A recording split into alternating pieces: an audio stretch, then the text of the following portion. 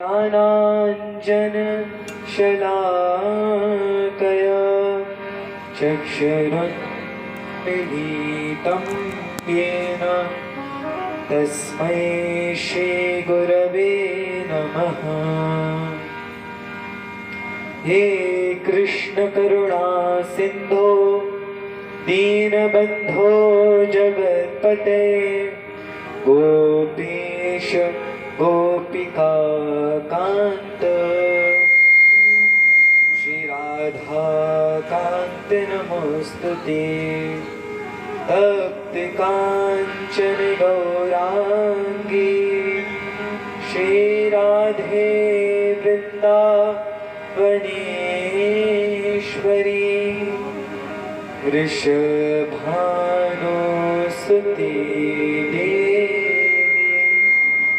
प्रणमामि हरे प्रिये।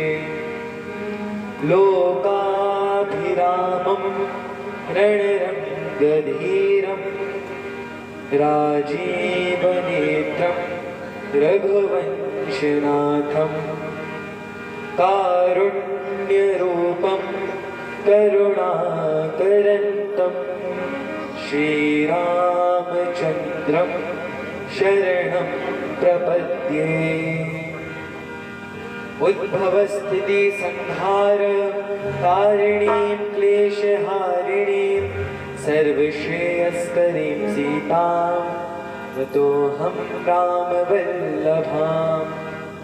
यन्मायावशवर्तिं विश्वमखिलं ब्रह्मादिदेवासुरा यत्सत्त्वादिमृषैव भाति सकलं रज्जौ यथा हे भ्रमः यत्पादप्लगमेवमेव हि भवाम्बोधे स्थितिर्षावताम्।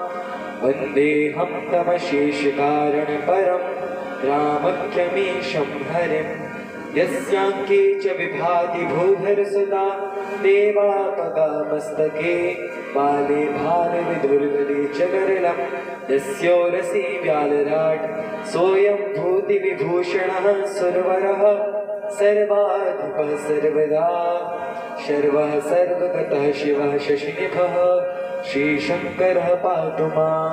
कर्पूरगौरं करुणावतारं संसारसारं भुजगेन्द्रहारं सदा वसन्तं हृदयारविन्दे भवं भवानी सहितं नमामि। मन्दारमाला कुन्तालकाले कृपालमाला शशिशिवकराय दिग्यम्बराय च दिगम्बराय नमः शिवाय च नमः शिवाय। गुरवे गौरचन्द्राय राधिकायै तदालयै कृष्णाय कृष्णभक्ताय तद्भक्ताय नमो नमः। जय श्री कृष्ण चैतन्य प्रभु नित्यानंद श्री अद्वैत गदाधर श्रीवासादि गौर भक्तवृंद। हरे कृष्णा कृष्णा कृष्णा हरे हरे हरे राम राम राम हरे हरे।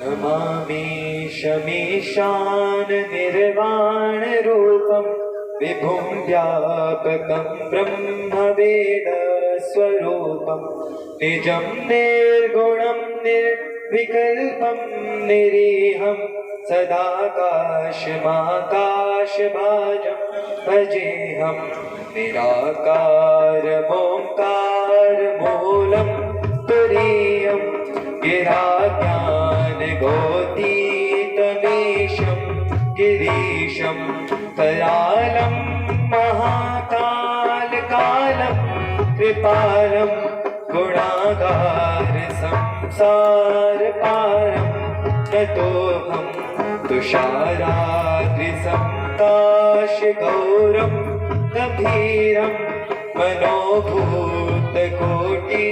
प्रभाषी शरीरं स्फुरन्मालिकल्लोलिनी वाणी चारु गंगा लसद्भाल बालेन्दुकण्ठे भुजङ्गा चलत्कुण्डलम्भो सुनेत्रं विशालं प्रसन्नाननं नीलकण्ठं दयालं मृगाधीशचर्माम्बरं मुण्डमालं प्रियं शङ्करं सर्वनाथं भजामि प्रचण्डं प्रकृष्टं प्रगल्भं परेशम् अखण्डं भजं भानुकोटि प्रकाशं त्रयः शूलनिर्मूलनं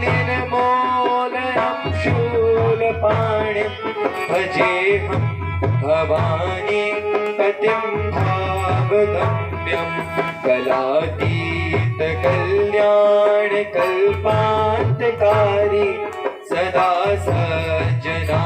सज्जनानन्ददाता पुरारी चिदानन्द संमोहमोहापहारी प्रसीद प्रसीद प्रभो मन्मथारी दयावतु मानादिपादारविन्दं भजन्ति हलोके परिवानराणां तावत् सुखं शान्ति सन्तापनाशं प्रसीद प्रभो सर्वभूतानिवासं न जानामि योगं जपं नैव विद्या नतोऽहं सदा सर्वदा शम्भुतुभ्यं जराजन्मदुःखोगतादप्यमानं प्रभो पाहि आपन्नमामि शम्भो प्रभो पाहि आपन्नमामि शम्भो प्रभो पाहि आपन्नमामि शम्भो श्री राम जय जय राम श्री राम जय जय राम श्री राम जय जय राम श्री राम जय राम श्री राम जय राम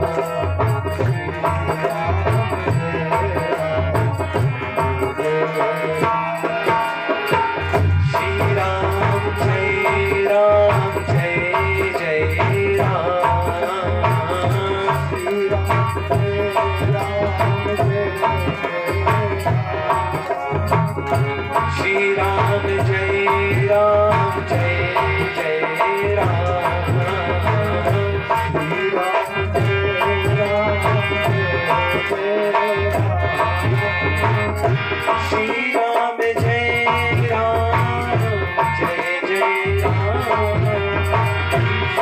राम श्री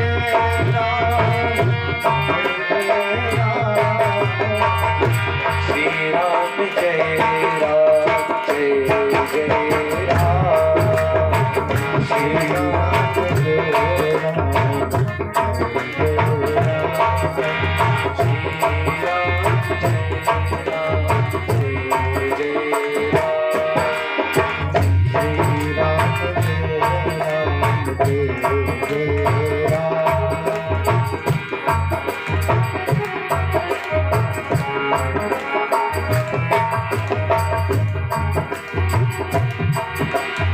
जय गौ माता जय गोपाल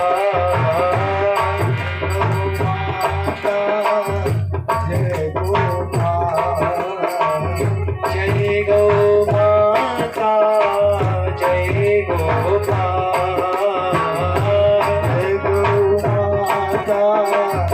जय गोपाल जय गौ माता जय गोपाल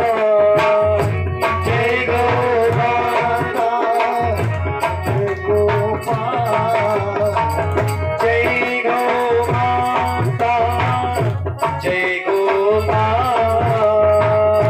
जय गौ माता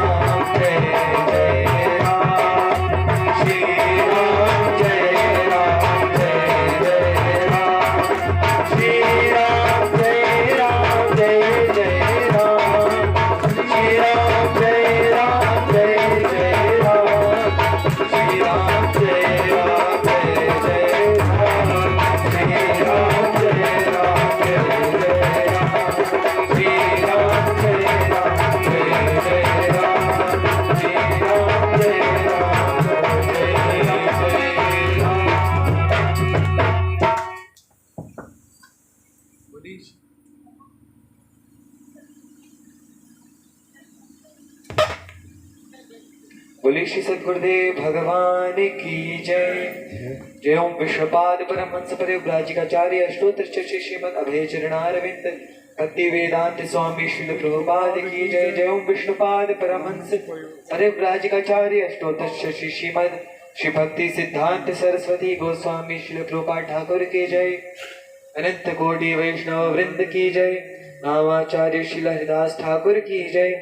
प्रेम से कहिए श्री कृष्ण चैतन्य प्रभु नित्यानंद श्री अद्वैत गदाधर श्रीवासादि गौर भक्त वृंद की जय। श्री श्री राधा कृष्ण गोप गोपीनाथ श्याम कुंड राधा कुंड गिरी गोवर्धन की जय। श्री वृंदावन धाम की जय। श्री मथुरापुरी धाम की जय। श्री जगन्नाथपुरी धाम की जय। श्री द्वारिकापुरी धाम की जय। श्री गंगा मैया की जय। श्री यमुना मैया की जय। श्री नर्मदा मैया की जय। श्री सरयू महारानी की जय। श्रीमती भक्ति देवी की जय। श्रीमती तुलसी महारानी की जय। श्री शिव पुराण कथा की जय। श्री श्रीमद भगवद गीता की जय। श्री श्रीमद भागवत महापुराण की जय। श्री रामचरितमानस रामायण मैया की जय। यज्ञेश्वरी जगत जननी श्री गौ माता की जय। घर घर में विराजे श्री लड्डू गोपाल की जय। बोलो भाई सब संतन की जय। बोलो भाई सब भक्तन की जय। बोलो भाई सब विप्रन की जय। जय जय श्री राधे श्याम। जय जय श्री सीताराम। पार्वती पतये हर हर महादेव हर।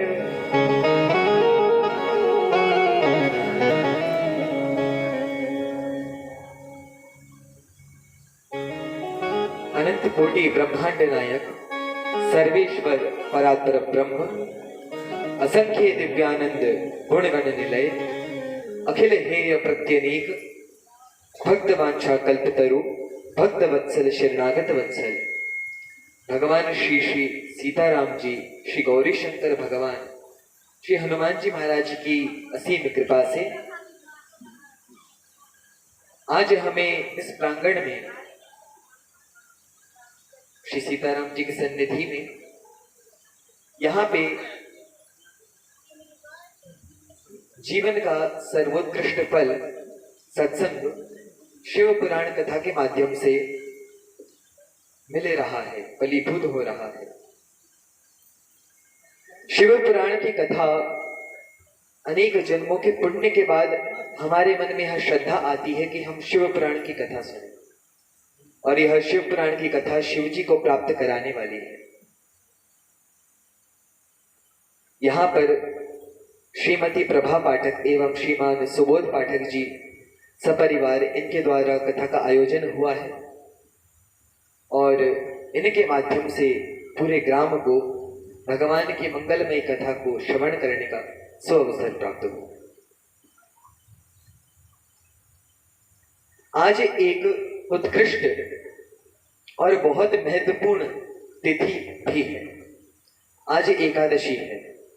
तो आप में से किस किस ने 11 का व्रत रखा है? आज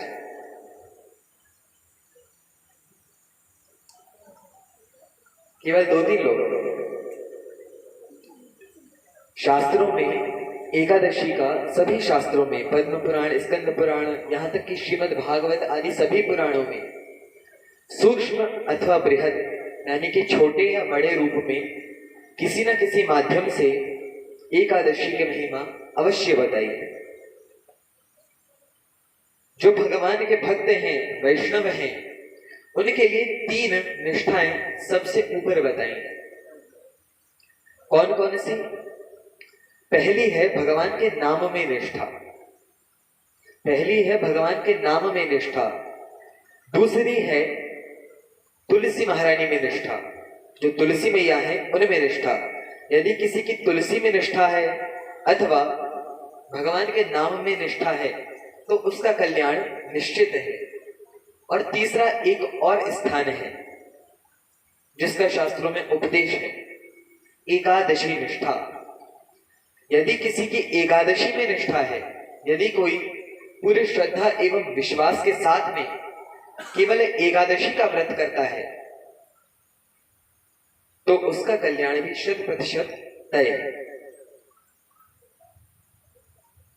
अब जो भगवान का नाम है, यदि कहा जाए कि 18 पुराण, 18 उप पुराण, 4 वेद, 108 उपनिषद, इन सबका सारभूत कोई एक वस्तु ऐसी बताओ जो कि हमारा कल्याण करने में सक्षम हो, जो हमारा कल्याण कर सके।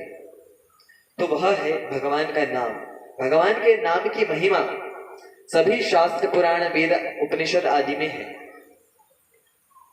और रामचरितमानस में भी जो मंगलाचरण है उसमें भी, शिव पुराण में भी, सब स्थान पे भगवान के नाम की महिमा है। भगवान के नाम के विषय में कहा जाता है,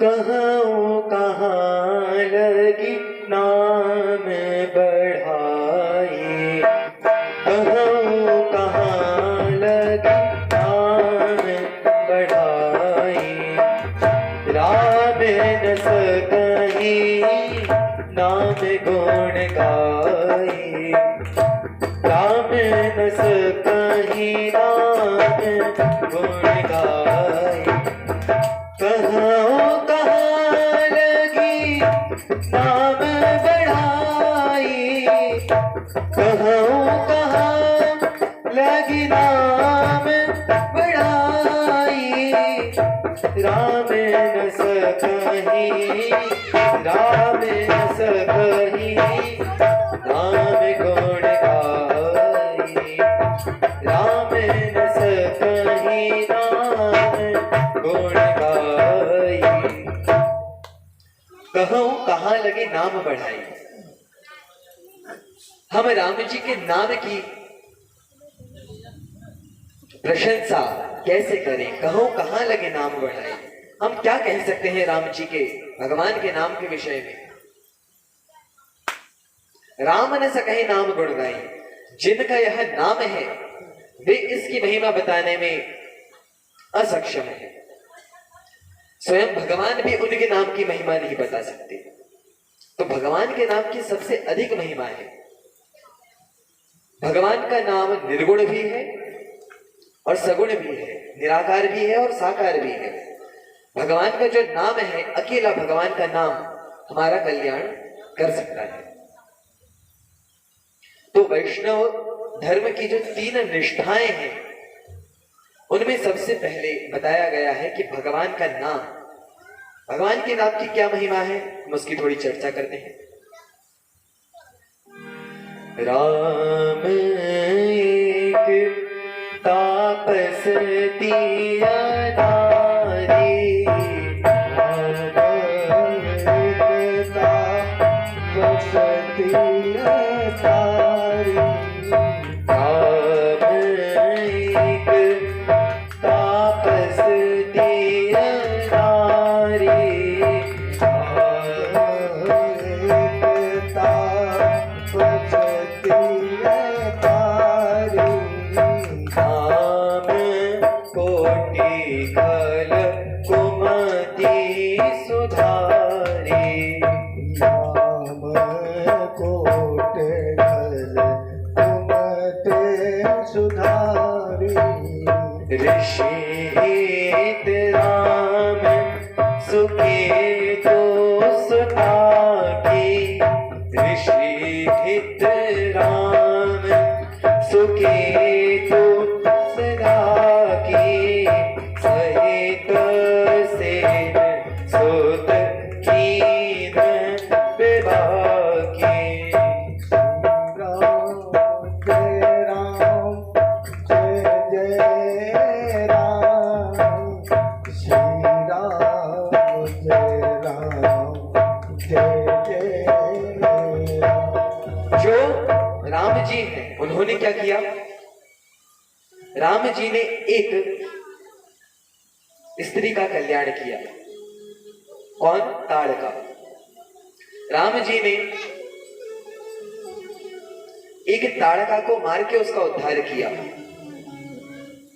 और अहिल्या जी पे अपने चरण छुआए, उनका कल्याण हो गया। तो अहिल्या जी को उन्होंने करुणा से एक स्त्री का कल्याण किया। राम एक तापस्तीय नारी। लेकिन भगवान का यह जो नाम है, नाम कोटि खल कुमति सुधारी। नाम, भगवान के नाम ने तो करोड़ों दुष्टों की बुद्धि को सुधार दिया, यानी कि उनका कल्याण इस प्रकार से किया कि उनकी बुद्धि बदल दी। तो राम जी ने केवल एक का कल्याण किया और उनके नाम ने करोड़ों का कल्याण किया। तो कौन बड़ा हुआ? भगवान का नाम। राम जी ने ताड़का का वध किया और उसका कल्याण हो गया, परंतु भगवान का जो नाम है वह जो श्री रामचंद्र के दास हैं, जो शंकर जी के सेवक हैं, उनके अंदर जो दोष भरे हुए हैं, जो दुर्गुण भरे हुए हैं, उसको नष्ट करते हैं। राम जी ने असुरों को नष्ट किया, लेकिन भगवान का नाम हमारे अंदर बैठे असुरों का, दोषों का नाश करते हैं। काम वासना, क्रोध, लालच, आसक्ति, अहंकार, ईर्ष्या जैसे भीषण शत्रु जो कि हमारे अंदर ही पले रहे हैं, उनका यह भगवान का नाम कल्याण करता है।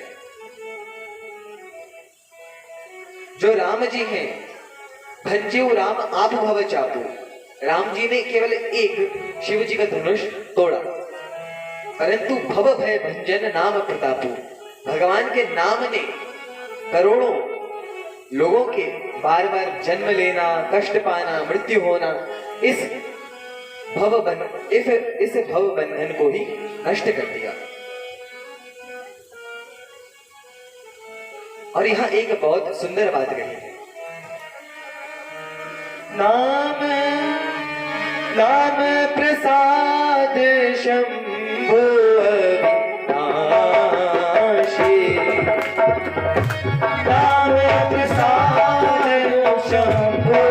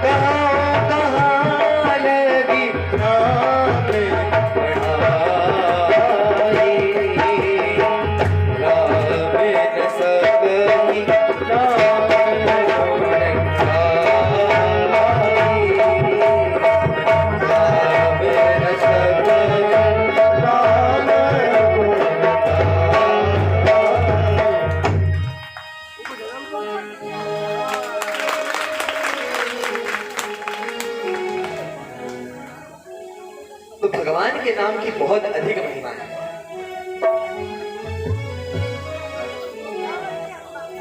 तो वैष्णवों की पहली निष्ठा होती है नाम निष्ठा, दूसरी निष्ठा है तुलसी निष्ठा, यानी कि जो तुलसी महारानी है उनमें भी इतनी सामर्थ्य है कि वे हमें भगवान के धाम और भगवान की प्राप्ति करा दें।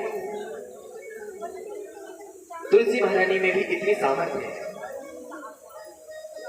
इसीलिए जितने भी संत भक्त हैं वे गले में कंठी धारण करते हैं, जो कि जैसे जब बच्चे का जन्म होता है तो वह मल मूत्र खून से पूरा भीगा हुआ रहता है, लेकिन जब माँ उसे स्नान करा देती है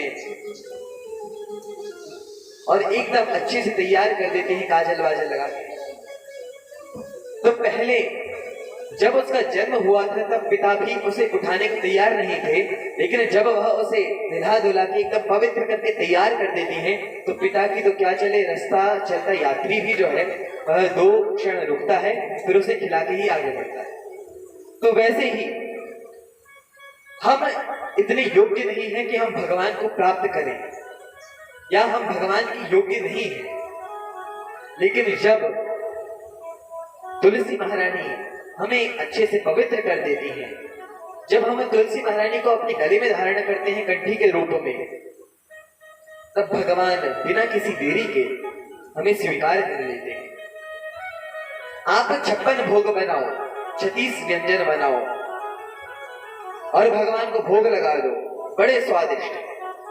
भगवान एक की ओर देखने नहीं वाले। लेकिन आप कुछ नहीं, रूखी सूखी रोटी मिश्री के साथ, सब्जी के साथ, किसी के साथ भी भगवान को रखो, एक एक तुलसी का पत्ता डाल दो, भगवान उसे बड़े प्रेम से खाएंगे। 56 भोग 36 व्यंजन, बिन तुलसी प्रभु एक न माने, नमो नमो तुलसी महारानी। तो भगवान बिना तुलसी के भोग भी ग्रहण नहीं करते। वो भोग लगाने की तो बड़ी महिमा है। हम यदि कुछ भी खा रहे हैं और भगवान को भोग नहीं लगा रहे हैं, तो भगवान भगवत गीता में कह रहे हैं कि तुम भोजन ग्रहण नहीं कर रहे हो, तुम चोरी कर रहे हो, क्योंकि पूरी सृष्टि भगवान की है। यदि मान लीजिए, यदि कोई जमीन आपकी है और वहां आके कोई व्यक्ति घर बनाए, तो आपको अच्छा लगेगा? आप कहोगे भैया आओ बनाओ घर रहो। आपसे बिना अनुमति लिए यदि कोई आपकी जमीन पे आके घर बनाता है तो आपको बिल्कुल अच्छा नहीं लगेगा। वैसे ही यह पूरी सृष्टि भगवान की है, और यदि हम भगवान को भोग लगाए बिना कुछ भी ग्रहण कर रहे हैं तो वह अपराध है, वह चोरी है, चोरी के सिवाय कुछ नहीं। अब आप कहेंगे भगवान को भोग की क्या आवश्यकता?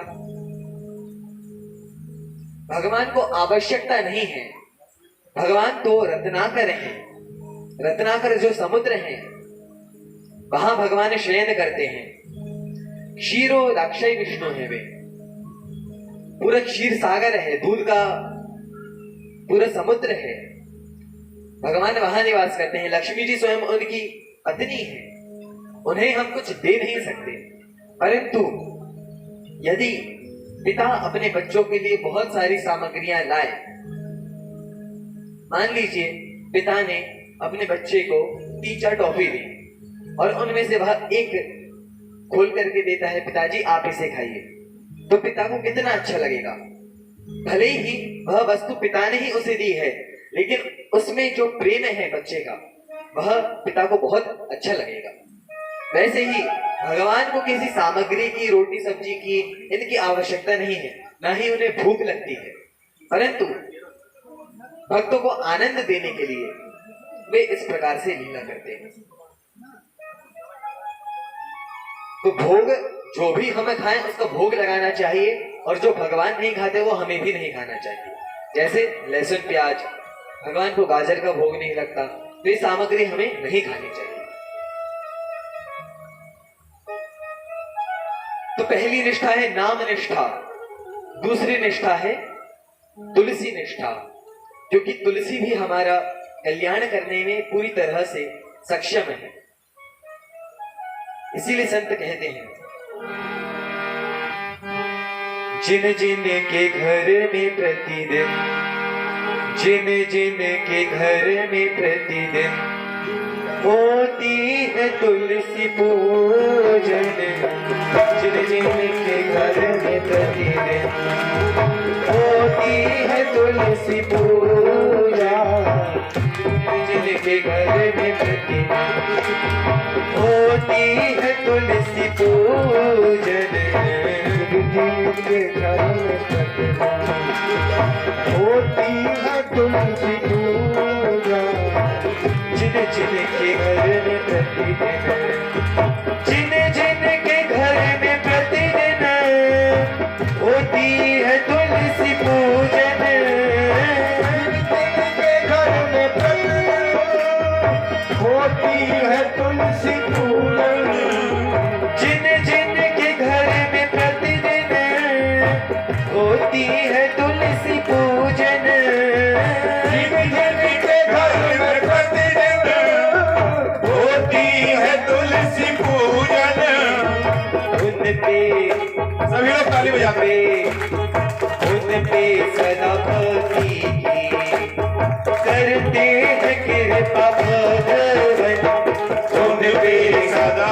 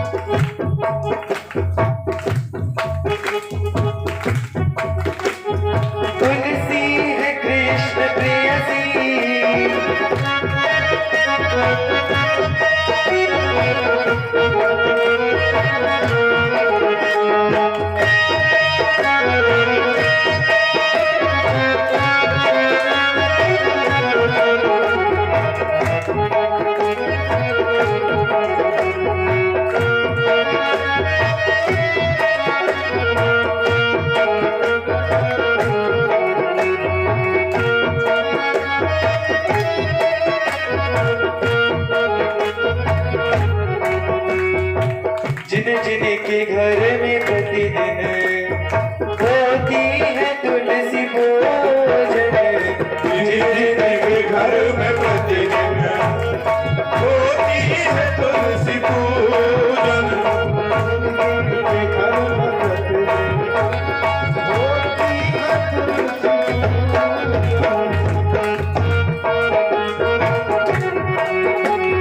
तुलसी है कृष्ण प्रेयसी, करती है कृष्ण सेवा। तुलसी है कृष्ण प्रेयसी, करती है कृष्ण सेवा। तुलसी है कृष्ण प्रेयसी, करती है कृष्ण सेवा।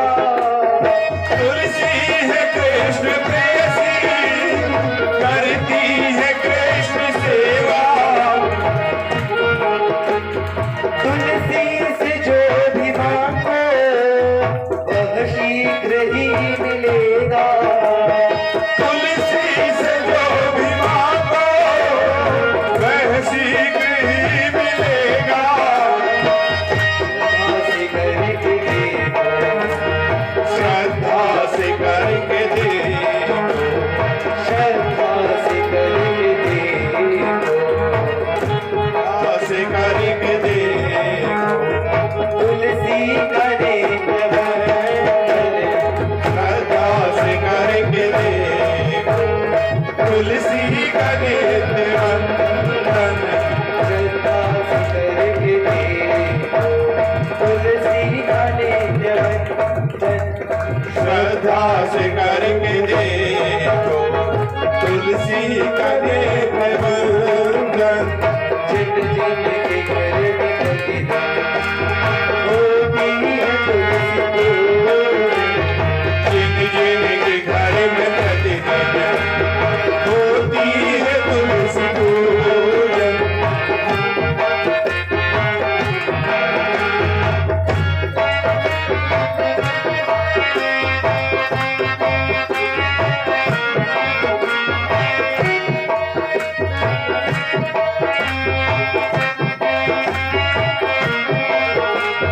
सबसे सरल है नैया तुलसी जी को मनाना। सबसे सरल है मैया तुलसी जी को मनाना। घर के विचार करना, दीपक भी लगाना। हरि के विचार करना, दीपक भी लगाना। हरे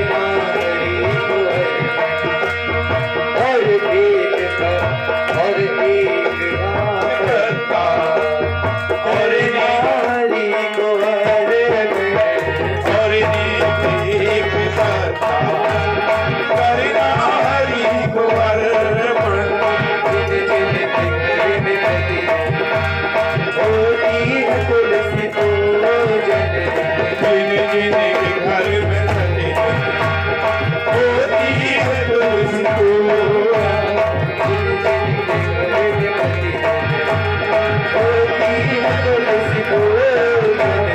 जिन जिन के घर में प्रतिदिन होती है तुलसी पूजन।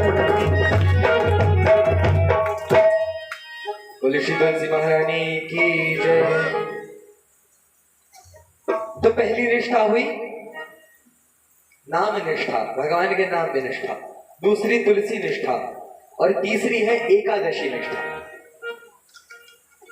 एकादशी में श्रद्धा होना बहुत अधिक महत्वपूर्ण, क्योंकि एकादशी यदि हम केवल एकादशी का व्रत करते हैं तो उससे भले ही आप नवरात्रि न रख पाए, अन्य व्रत न रख पाए, अन्य किसी देवी देवता की पूजा पाठ भले ही ना कर पाए, लेकिन यदि आप एकादशी का व्रत रखते हैं, व्रत भी व्रत के जैसे रखना है। यदि आप एकादशी का व्रत रखते हैं और भगवान का नाम जप करते हैं, भगवान को प्रसन्न करने के लिए उपवास करते हैं और उनकी सेवा करते हैं, तो आपका कल्याण निश्चित है। अब बहुत से लोग क्या करते हैं कि एकादशी का उद्यापन कर लिया, हो गई एकादशी। लेकिन एकादशी का उद्यापन ऐसे कभी होता ही नहीं। एकादशी का कभी उद्यापन नहीं होता। यदि किसी की आयु 5 वर्ष से ऊपर है और कोई 90 साल से छोटा व्यक्ति है, तो 5 से लेके 90 साल तक के हर व्यक्ति को एकादशी रखनी चाहिए। अब एकादशी रखनी कैसे चाहिए? तो एकादशी के लिए कहा गया है कि सबसे अच्छा है कि आप निर्जला रखें, बिना पानी पिए। ऐसा ना हो पाए तो पानी पी के रह ले, ऐसे भी ना हो पाए तो दूध पी के रह ले। ब्राह्मणों के लिए कहा है कि जो ब्राह्मण हैं उन्हें केवल दूध पे ही एकादशी रखनी चाहिए। क्षत्रियों के लिए कहा गया है कि जो क्षत्रिय हैं वे फलाहार आदि कर सकते हैं, और फलाहार में साबूदाने की खिचड़ी, कुट्टू के आटे की पूड़ी और इन सब का हलवा ये सब नहीं। फलाहार अर्थात फल का आहार। क्षत्रियों के लिए फलाहार का विधान है क्योंकि उन्हें शासन व्यवस्था संभाली रहती है, कार्य अधिक करने रहते हैं, इसीलिए क्षत्रियों के लिए कहा गया है वे फलाहार कर सकते हैं। ब्राह्मणों को केवल दूध पे ही रहना चाहिए, और दूध भैंस का, जर्सी गाय का, इनका नहीं। संत जन कहते हैं जो जर्सी गाय है वह गाय की श्रेणी में नहीं आती, वह गौ माता की श्रेणी में नहीं आती। जर्सी गाय जो कि विदेशी गाय है, भले ही वह अभी हमारे देश में हो, वह पशु है और वह पशु की गणना में ही आती है। जो गौ माता है और वेद लक्षणा गौ माता, यानी कि शास्त्रों में जिस प्रकार से गाय का दयालु स्वभाव और जो बातें कही गई है वह केवल देशी गाय में ही परिपूर्णतया होती है। इसीलिए देशी गाय का दूध ही हमें पीना चाहिए। तो ब्राह्मणों के लिए दूध, जो क्षत्रिय हैं उनके लिए फलाहार, जो वैश्य हैं उनके लिए कहा गया है कि खोआ हो गया, मावा हो गया, छैना हो गया। जो गाय के दूध की अलग अलग प्रकार की जो डिशेज हैं, जो उनसे अलग अलग प्रकार के व्यंजन बनते हैं, वे उन्हें खा सकते हैं क्योंकि उन्हें आगे काम करना है। और जो इतर हैं यानी कि शूद्र आदि जो वर्ण हैं, उनके लिए कहा गया है कि एकादशी, क्योंकि उनका कार्य और अधिक रहता है, इसीलिए जो शूद्र हैं वे फलाहार आदि बाकी सारी चीजें भी खा सकते हैं, लेकिन एकादशी पे अन्न बिल्कुल नहीं खाना चाहिए। अच्छा, यहाँ पे जो ब्राह्मण, क्षत्रिय और वैश्य और शूद्र इनके विषय में बताया है, तो बहुत से लोगों का प्रश्न रहता है कि यह जो जातियां हैं ये जन्म के आधार पे होती हैं अथवा कर्म के आधार पे। ये जो जातियां हैं ये जन्म के आधार पे हैं अथवा कर्म के आधार पे। तो इसमें संत जन 2 बातें बताते हैं। शास्त्रों में 2 प्रकार के वचन हैं, एक जन्म के और एक कर्म के। कलयुग के लिए कहा गया है जन्मे जायते शूद्र, जिसका भी जन्म हो रहा है वह शूद्र ही है और कर्मों के आधार पर वह अपने वर्ण को चुनता है।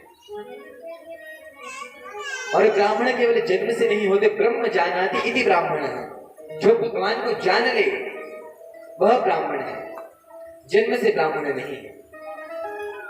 और भगवान भगवत गीता में कह रहे हैं चातुर्वर्ण्यम मया सृष्ट गुण कर्म विभागशः, चारों वर्ण मैंने बनाए हैं और जन्म के आधार पे नहीं, गुण कर्म विभागशः, गुण और कर्म के आधार पे बनाए। परंतु वहीं पे शास्त्र में कुछ अन्य वचन भी आते हैं। अब यहाँ पे यह जितनी बातें कही हैं भगवान ने गुण और कर्म के अनुसार ही बनाया है। यदि किसी के पूर्व जन्म के पुण्य अधिक होते हैं तो वह ब्राह्मण कुल में उसका जन्म होता है।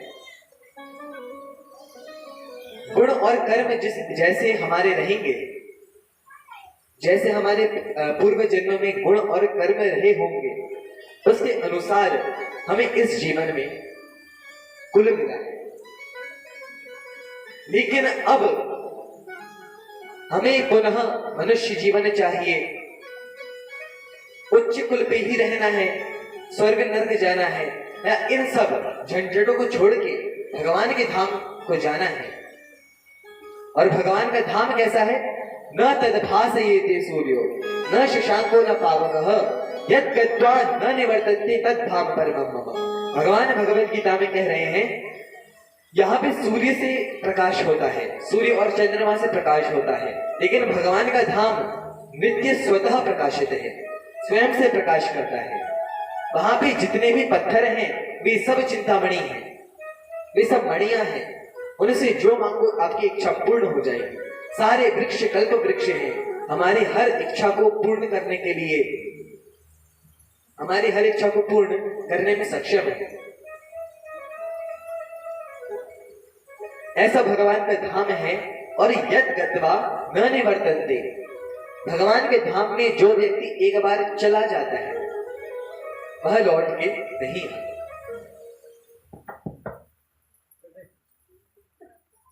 भगवान आपकी परीक्षा ले रहे हैं, ठीक है? कोई भी राम राम मत बोलना, बोलो, शुरू कर दो। श्री राम जय राम जय।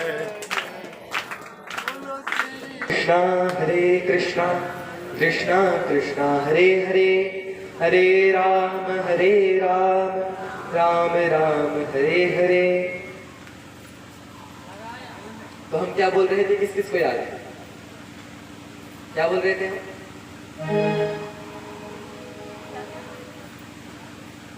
यहाँ पे इतने लोग हैं, बताइए हम कहाँ थे? एक सेकंड के लिए लाइट गई सब कहाँ पे? याद कर लो, अच्छा मौका आ गया। श्री राम जय, बताइए।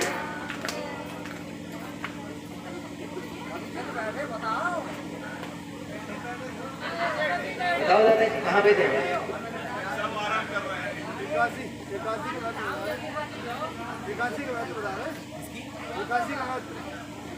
एकादशी के बाद जाति के विषय में बता रहे थे, कुल के विषय में, उसके बाद अभी क्या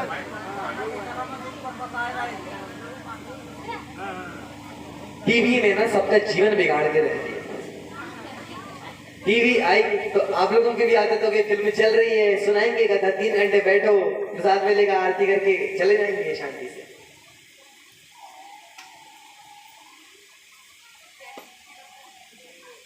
इसीलिए टीवी देखना बंद कर दीजिए। बोलिए जय श्री राम।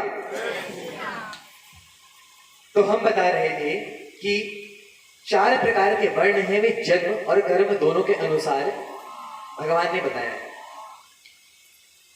तो यदि हमारे जैसे पूर्व जन्म के कार्य थे उसके अनुसार हमें यह जीवन मिला है, और इस जीवन में हमें निर्णय करना है कि हमें भगवान के धाम जाना है, तो भगवान के धाम कैसा है उसके विषय में बता रहे हैं। यद गत्वा न निवर्तन्ते, जब हम एक बार भगवान के धाम चले जाते हैं तो वहां से लौट के आना नहीं पड़ेगा। तो आपको ऐसे स्थान पे जाना है जहां हमेशा आनंद ही आनंद है, या ऐसे स्थान पे रहना है जहां केवल दुखी दुखी है? किस किस को दुखी दुखी में रहना है? हाथ उठाइए। किसी को नहीं रहना, लेकिन कार्य जो हम कर रहे हैं वो तो इसी योग्य है। अच्छा, दुखी दुख का स्थान है कौन सा? तो भगवान ने, अब देखिए, मान लीजिए मैं कोई यंत्र बनाता हूं, तो वह यंत्र कैसे चलता है, उसके क्या काम है, उस मशीन को कैसे चलाया जाएगा, यह किसको पता होगा? मुझे, क्योंकि मैंने ही उस मशीन को बनाया है। तो इस विश्व के विषय में किसको पता होगा? जहां हमारा जन्म हुआ है हमें, या जिसने इस विश्व को बनाया है उसे? किसको? हमें, जिसने इसको बनाया है।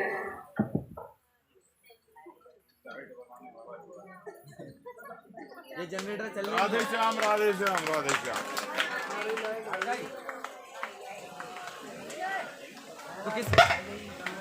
तो किसको अधिक पता होगा मशीन बनाने के विषय? जिसने बनाई है। तो इस विश्व के विषय में भी भगवान को अधिक पता है। तो भगवान ने इसको, इस पृथ्वी को क्या सर्टिफिकेट दिया है? लिख के दे दिया। क्या? दुखालयम अशाश्वतम। यह दुखालय है और अशाश्वत है। का अर्थ क्या है? हिमालय किसको बोलते हैं? जहां बर्फ ही बर्फ हो, बर्फ का घर। पुस्तकालय, पुस्तक जहां रहती हो, पुस्तकों का घर। तो दुखालय किसको बोलेंगे? दुखों का घर। तो जहां दुख ही दुख है, और जीवन हमारा किसमें बीते जाता है? सुख ढूंढने में।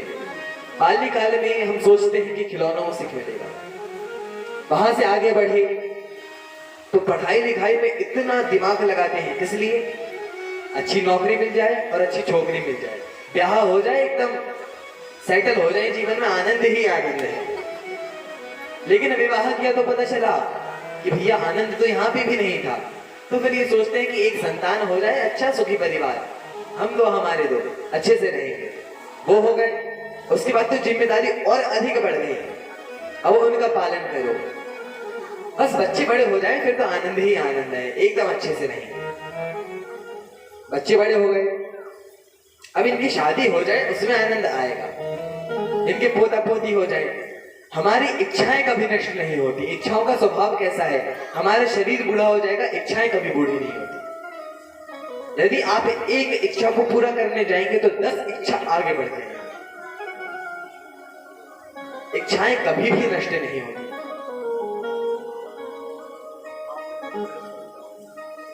तो हम सुख कहां ढूंढ रहे हैं?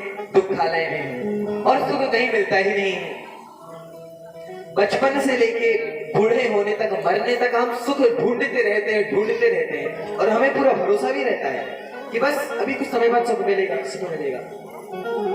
लेकिन यहां सुख मिलता है? मिलता है सुख? नहीं मिलता, क्योंकि यह दुखालय है। तो सुख कहां है? ब्याह करने में, गृहस्थ आश्रम में वह सुख नहीं मिलता, इसीलिए तो लोगों को वैराग्य होता है और तब भी साधु बनते हैं। तो सुख कहां पे है? सुख भगवान के पास है। यदि मैं कोई मशीन बना रहा हूं तो मैं मशीन से अधिक उत्कृष्ट हुआ, तभी तो मैं कोई ऐसी अपना दिमाग लगा के, अपनी बुद्धि लगा के कोई मशीन बना दे रहा हूं। तो यह पृथ्वी, यह संसार भगवान ने बनाया ही इसलिए है कि तुम समझ जाओ कि तुम दुखों के बीच में हो और तुम मेरे पास आओ। परंतु हम यहीं पे मस्त हैं। ठीक है, जैसे राम कृपा से चल रही है जिंदगी, लेकिन हमें ऐसी चलानी नहीं है। हमें कुछ समय साधन करके, भगवान का नाम जप करके, जैसे शास्त्रों में लिखा है, शास्त्र का अर्थ होता है जो हम पे शासन करे। शास्त्रों की बात मानेंगे तो भगवान के धाम जाएंगे, और शास्त्रों की बात नहीं मानेंगे या थोड़ी मानेंगे तो स्वर्ग जाएंगे, और नहीं मानेंगे तो नरक तो पक्का है ही।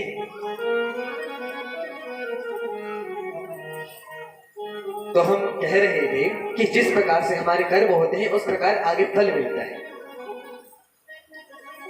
तो एक तो बात यह है कि कर्म के आधार पे हम अपने वर्ण को चुनते हैं, लेकिन शास्त्रों में कई ऐसे उदाहरण भी मिलते हैं। महाभारत में एक कथा आती है कि एक बालक, जो कि जिसका जन्म ब्राह्मण कुल में नहीं हुआ था, वह इंद्र की तपस्या करता है और प्रार्थना करता है कि मुझे मेरा कुल बदल दीजिए, मुझे ब्राह्मण बनाइए। तब वे कहते हैं कि कर्म के अनुसार यह पद्धति रहती है, सबको यह अधिकार नहीं है। तो इस प्रकार से अनेक कथाएं हैं। तो सार यह है कि वर्णाश्रम व्यवस्था में भगवान ने हमें जिस भी स्थान पे रखा है, कोई बड़ा छोटा नहीं है। भगवान ने हमें ब्राह्मण, क्षत्रिय, वैश्य, शूद्र में से जो भी जिस भी वर्ण का बनाया है, उस वर्ण के लोगों को जो करना चाहिए, जो कार्य करने चाहिए, जैसे ब्राह्मणों को अपना धर्म त्यागना नहीं चाहिए। यदि वे अपना धर्म त्याग देंगे तो वे ब्राह्मण होते हुए भी ब्राह्मण नहीं कहलाएंगे। जैसे पहले दिन की कथा में हमने बिंदुक नाम के ब्राह्मण की कथा सुनी, जो कि पूरी तरह से पतित हो गया था। तो उसका जन्म ब्राह्मण कुल में हुआ है, लेकिन कर्म उसके ब्राह्मण जैसे नहीं थे, वह पतित हो गया था। भगवान ने क्षत्रिय बनाया है तो उस व्यवस्था में ध्यान दें। परंतु यह केवल इस बार हमारा जन्म किसी कुल में हुआ है, भले ही वह ब्राह्मण हो, शूद्र हो, क्षत्रिय, वैश्य, कोई भी वर्ण हो। लेकिन यह तो शरीर का जन्म हुआ है, वास्तविकता में तो हम भगवान के सेवक हैं, हम भगवान के दास हैं। जीवेर स्वरूप है नित्य कृष्णदास। हमारा सदा का परिचय यह है कि हम भगवान के दास हैं, हम आत्मा हैं और आत्मा का स्वभाव है सेवा करना। और भगवान की सेवा से संतुष्टि मिलेगी। हम भगवान की सेवा कर नहीं रहे, बाकियों की सेवा में लगे हुए हैं, इसीलिए संतुष्टि नहीं मिल रही। तो आत्मा का जो धर्म है, हमें उसे निर्वहन करना चाहिए, हमें उसका पालन करना चाहिए, जो कि है भगवान की सेवा, भगवान की संतुष्टि। तो वर्णाश्रम व्यवस्था के साथ में भगवान के भक्तों के लिए कहा जाता है, वे किसी गोत्र के नहीं रहते। उपमन्यु, वशिष्ठ, विश्वामित्र किसी गोत्र के नहीं रहते। जो भगवान के भक्त हैं वे अच्युत गोत्रीय हो जाते हैं। भगवान का एक नाम है अच्युत, यानी कि जो कभी नीचे नहीं गिरते, तो उस गोत्र के हो जाते हैं, यानी कि भगवान के गोत्र के हो जाते हैं। फिर ब्राह्मण, क्षत्रिय, वैश्य, शूद्र नहीं रह जाते।